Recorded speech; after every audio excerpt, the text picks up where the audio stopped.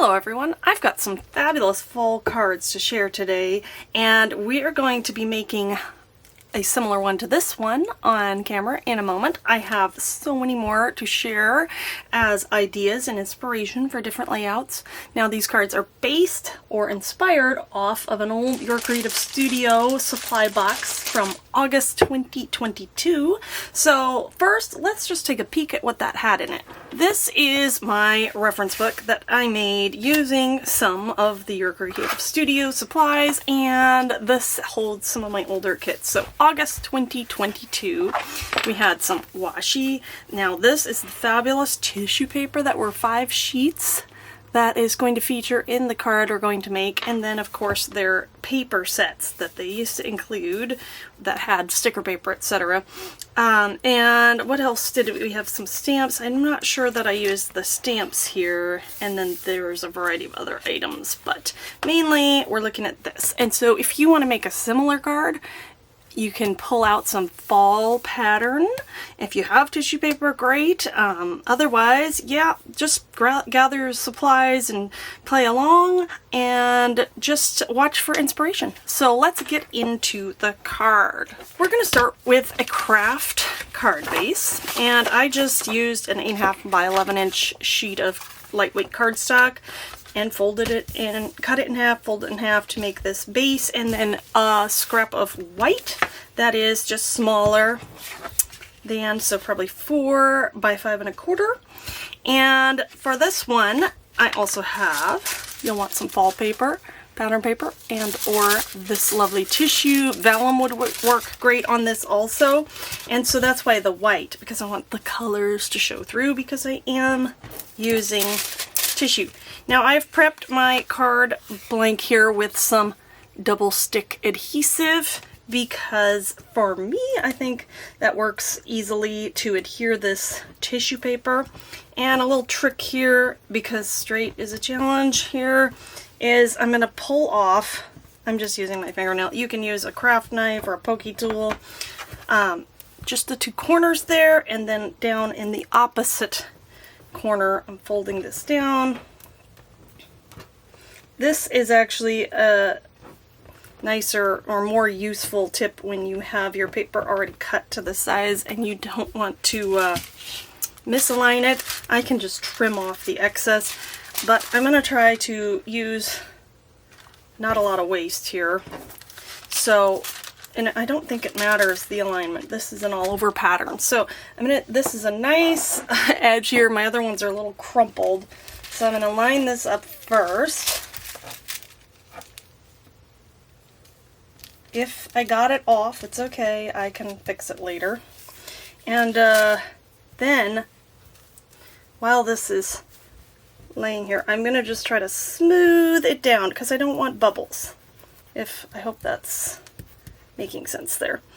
And so I've got the 2 corners adhered. There will be some movement, and then first I'm going to pull this strip off and just slide my finger along to get it to adhere to that. And we have a nice clean edge there. Next, I think I'll do the top. Again, I'm holding this flat so I don't inadvertently get an air bubble in there or a wrinkle that I don't want. Sometimes I like the wrinkle look, and if I accidentally got one, you know, I'd be embracing the wrinkled look, because you know, that's how you roll. Sometimes things happen, but I'm trying to go for no big air bubble and no wrinkle this time.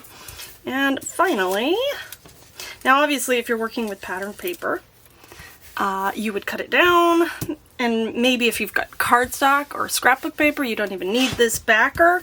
So different ways to do it here. Now we've got it on here, and I'm just going to trim off the excess. I'm going to look at this side to do that. Alright, look at our beautiful little panel, and at this point we can bring our card back in, and we're just going to adhere it on. It's got a little bit of movement there, but no real big air bubbles, and I kind of like that. It has its own personality. It's different than just your average paper. And let me see. I'm going to have a focal point in the bottom left, so I think I like it this orientation. I'm just going to go with that. Trying to get the sides even here. 3 sides even is pretty good if your base is cut correctly, because usually then the last one will cooperate as well.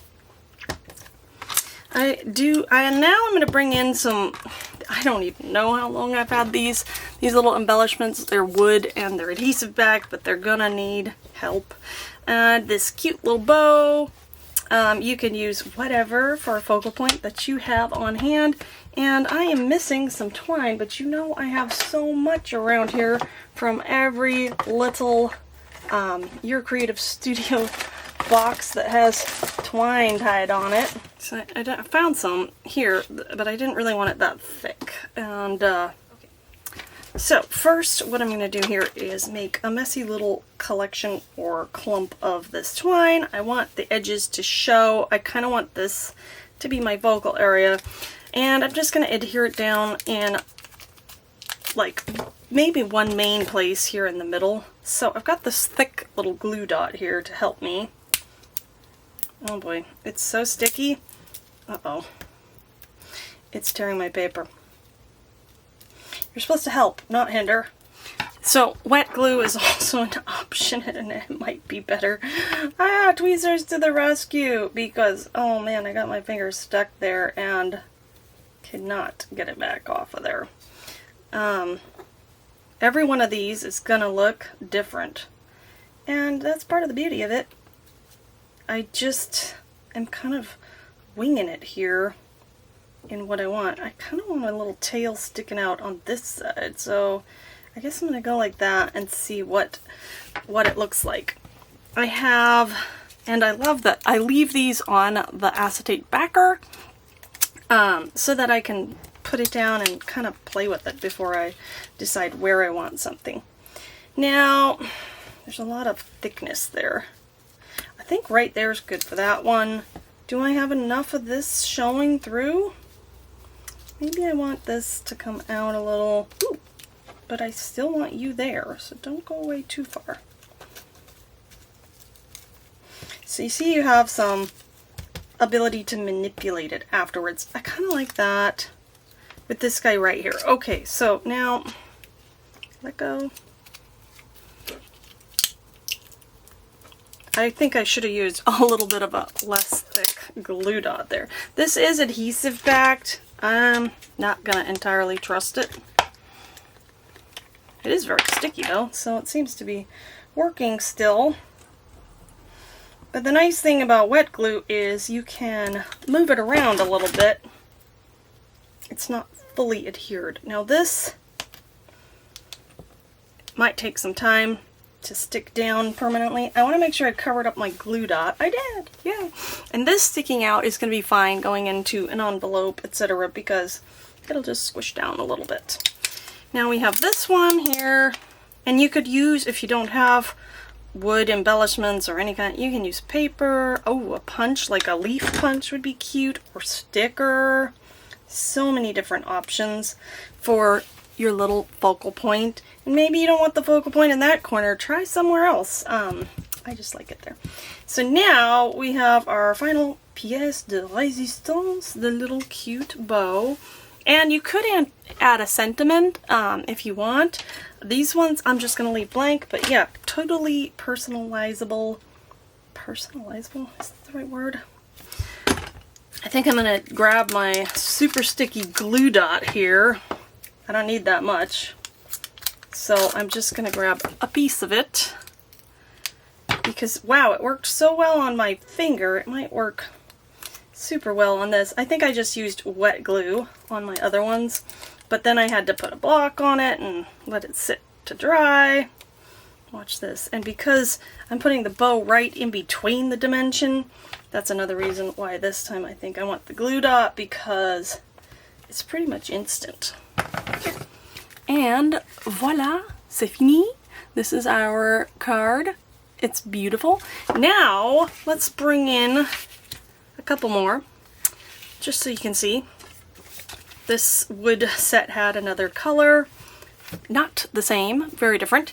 And I'd also like to share, half dozen or so other ideas that I used with things from that same Your Creative Studio box, as well as a variety of other papers, embellishments, etc. just had in my drawer. So first we have this lovely little number, scraps here. This is the same tissue paper behind, but a lot of different ways to finish it off. And let me zoom out so you can still see. Got mess over there. This is from the paper pack. This is what the art paper that they used to include, so that's another way. And you can see here, these two, I didn't even use the same focal point. I have a focal point here in the center and a little bit down here. And then on this one, I've got a lot going over here and then balance on there. We have the ubiquitous doily that I still have a ton. Originally came from the thrift store, a pack of them, and I love them. And this is again that tissue paper. So I got so many out of that pack of tissue. Now this one here is from the paper pack and it has vellum.